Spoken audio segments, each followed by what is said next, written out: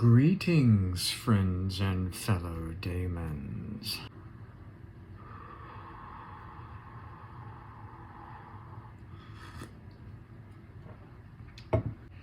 The struggle and interaction between personality and essence may be conceived similarly as the struggle between yin-yang in ancient Taoist practices, or the struggle or harmonizing between the father principle and the mother principle. So we hear lots of statistics in the media about how single parent children have a much harder time than two-parent children in terms of, say, prison populations. Like a huge, overwhelming majority of people in prison were single-parent household, had parents who were divorced or something like that.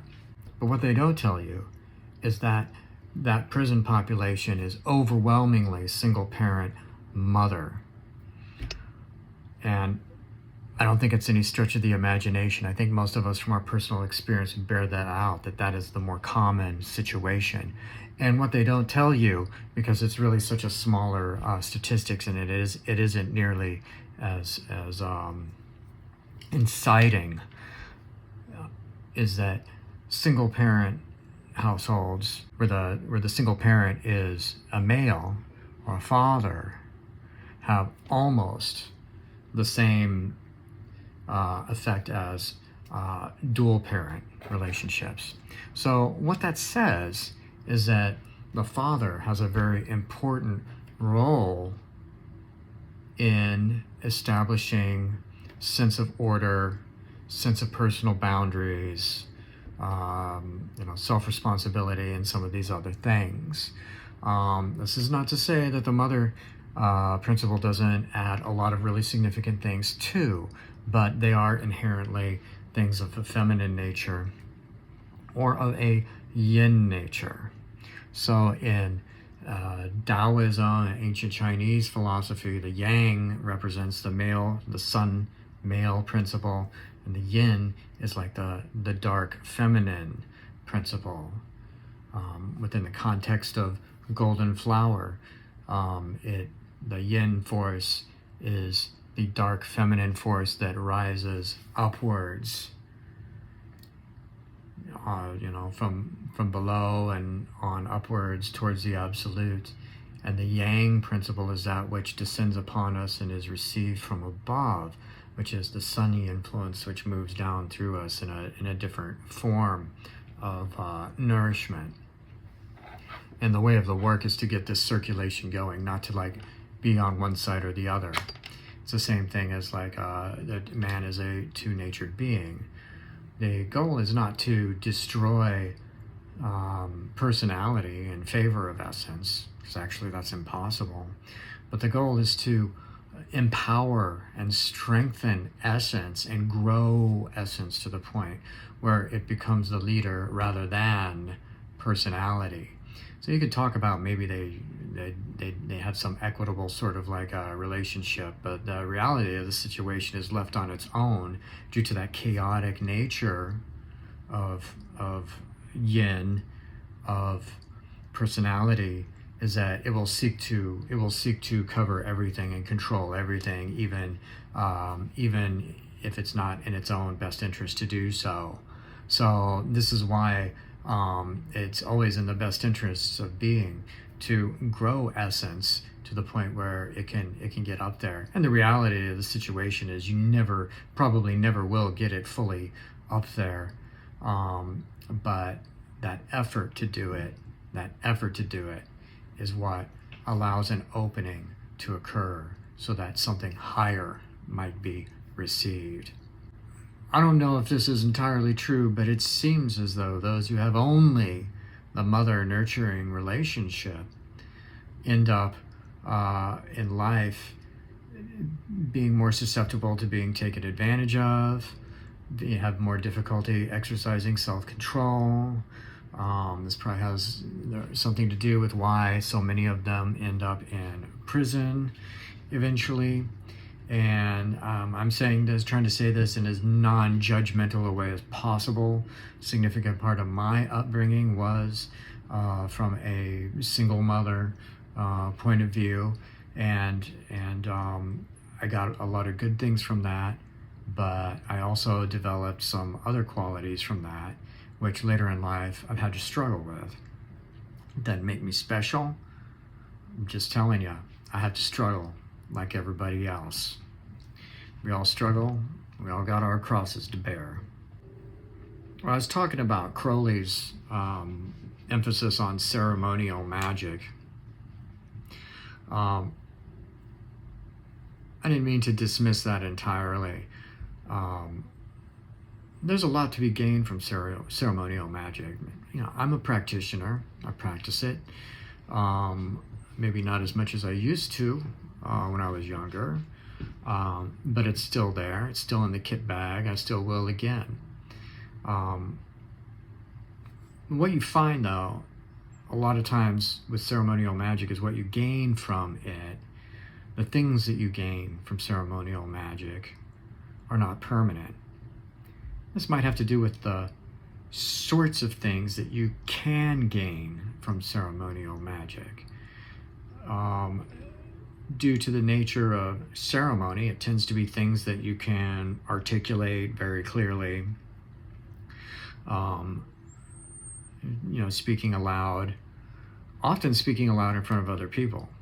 This is the other thing that about ceremonial magic is it is tailored toward and often used in the context of groups with other people. So your articulation of your inner state, your inner will, inner wish will change when you are in the presence of other people. It will change by yourself when you know other people will see it. My own inner thoughts and inclinations and impressions most certainly change as I deliver these podcast episodes, knowing they will be seen by any number of other people. It's a natural human tendency. So that is not to dismiss ceremonial magic, but that you enter it understanding its limitations, and also then that what you do gain from it often will not be permanent, I have found. The things that will last with you are the things that involve deep inner seeing, as come from such practices as meditative or yoga practices, combined with systems that encourage looking within over being caught up in things that are without. And Crowley did talk about those things too. He did talk about yoga. He did promote meditation and stuff like that, and I don't know to what extent he was sincere about that, because he also promoted drinking body fluids and stuff like that, and illicit sex and things that would nowadays be considered abusive behaviors. So it's hard to say, but ultimately you have to take what is significant and what resonates with you and roll with that. Well, permanent changes,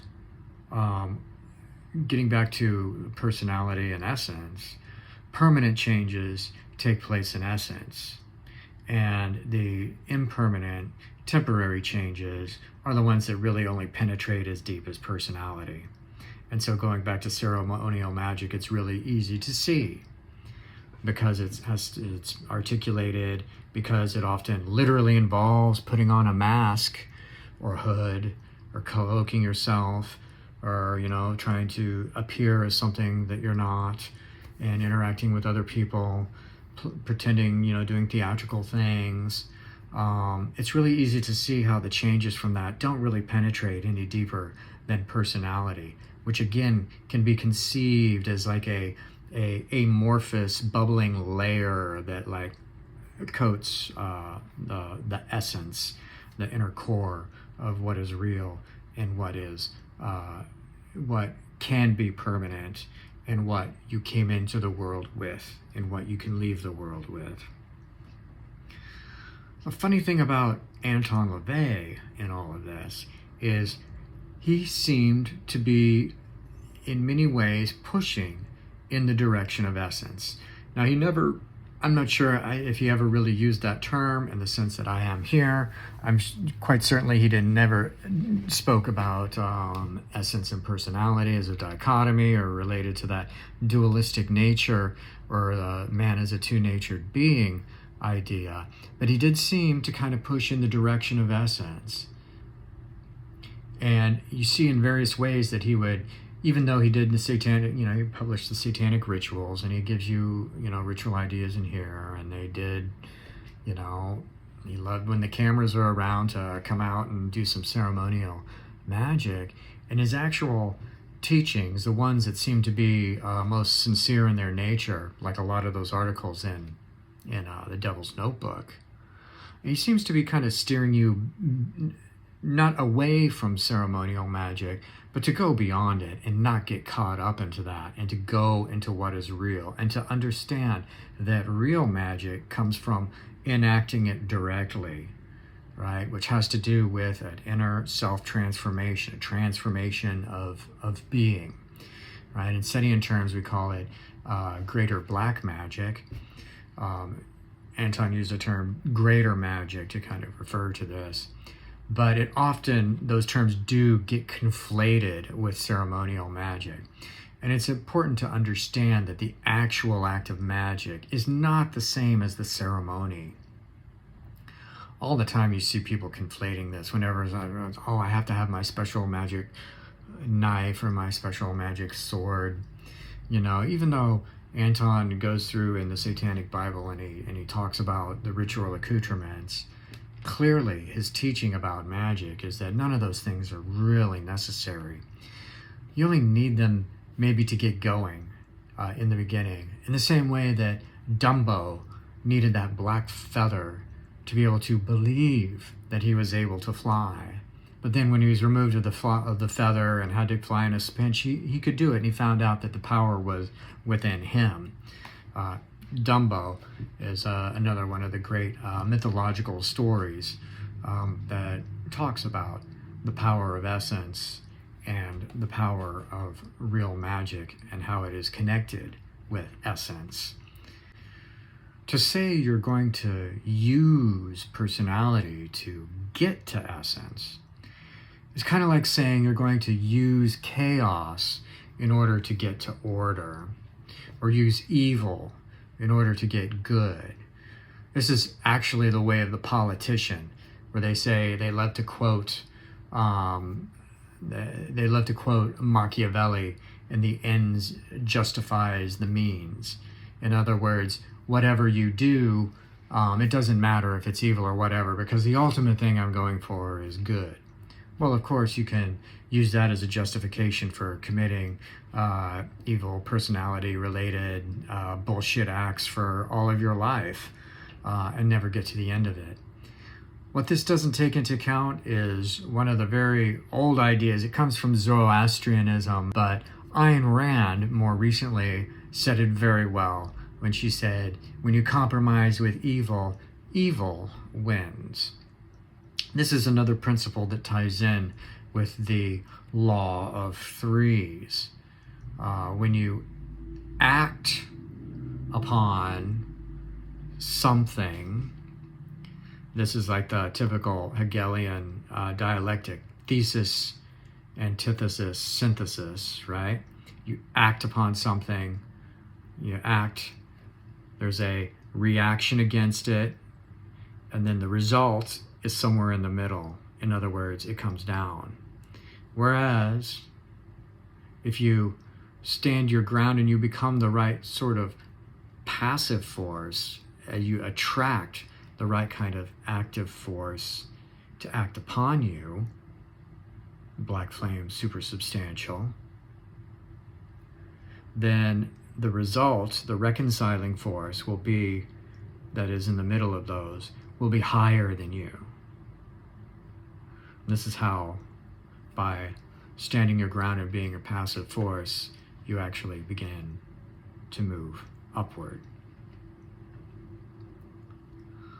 You move upward through the octaves of being.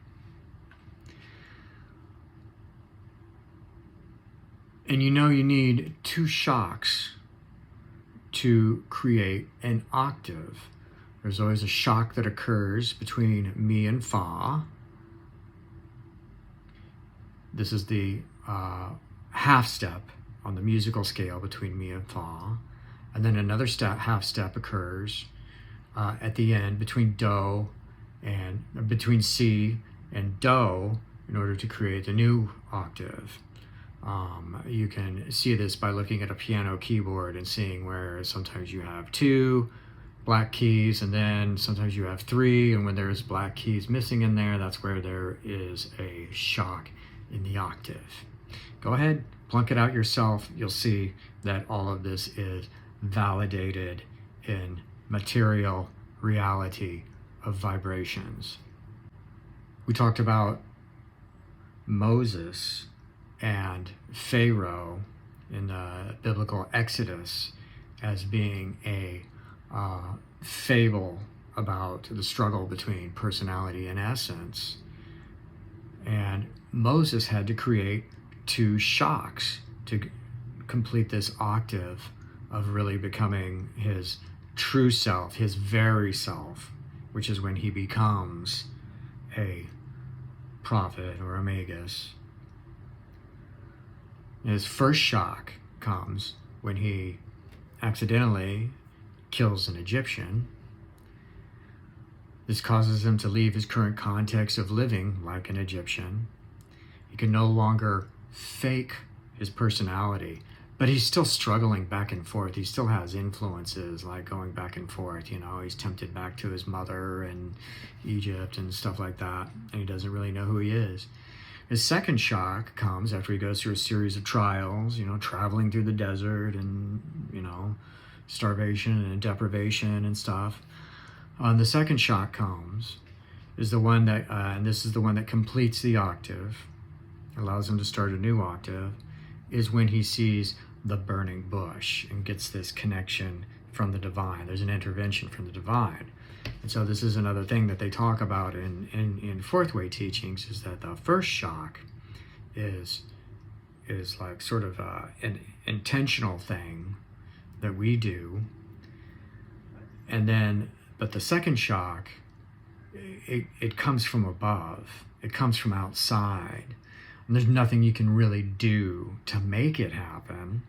You can try and attract it, but then really you just have to wait and be there for it. This is where you get the idea of watchfulness, of becoming the watcher, that you just watch and you wait. You develop yourself and you wait for that moment when something can enter, something from above can enter and penetrate black flame supersubstantial and nourish that part of yourself, the essence, which is permanent. And the point about Crowley's belief that he was contacted, that he received a transmission, and he really did believe that. He believed that he was contacted by something from beyond. If he was born in today's world, he might have ended up interpreting it in terms of extraterrestrials. It's not that different than that, but he really believed that he was contacted by something and that he was tasked to bring a new logos to mankind. And the fact that he believed this, and so much that he dedicated his life to it, and in fact he went through, after it happened, he went through, I don't know, another decade plus of total just like personality indulgence, wickedness, and illicit sex and drug use. And then he sort of had an awakening and he came back to the Book of the Law. And he came back to that essential message and what he believed was the truth of that transmission. He believed that there was a higher truth to reality. That is why, in the end, the valuable thing, the important thing about Crowley takes you clearly outside of the realm of Discordian, chaos, postmodernist, cultural Marxism, because he believed that there was a truth. And all of that stuff teaches nothing is true, everything is permitted. Crowley spent his time doing nothing is true, everything is permitted. Then he went back to this idea of the truth. And he charged that with such vigor. He charged that with the essence of his being and allowed himself to be charged by it. That is the thing that has survived as the kernel of truth in all the milieu of bullshit that has pervade about Aleister Crowley. All of the personality stuff, all of the Horus, Harwarian stuff, which has gone on only to encourage more postmodernism and more Discordianism and more cultural Marxism. It like begets like in this sense. But within all that is the kernel of truth, and that that's what made him a magus. That's what he was a magus of. That's what he was a prophet of. That he was a prophet of a truth that he saw and that he believed in. And it's also a truth that all of us have a magushood within us. Diabolican talks about this as the black magus. And this is something that is within the reach of all of humanity, all of the elect. And what that means is that you have within you essence that cannot die, and you have within you truth. And if you hold on to that truth, you just might keep those dark fires burning.